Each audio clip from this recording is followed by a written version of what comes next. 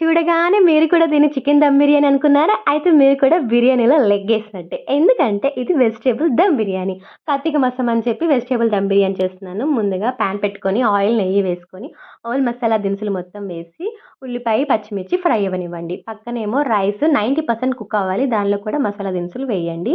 Next ఈ ఆయిల్‌లోనే కొన్ని బంగాళదుంప ముక్కలు, టమాటా ముక్కలు, కొత్తిమీర, పుదీనా, అల్లం వెల్లుల్లి పేస్ట్ కూడా వేయండి. నాకు కొంచెం ఎక్స్‌ట్రా స్పైసీనెస్ కావాలని కారం కూడా వేస్తున్నాను.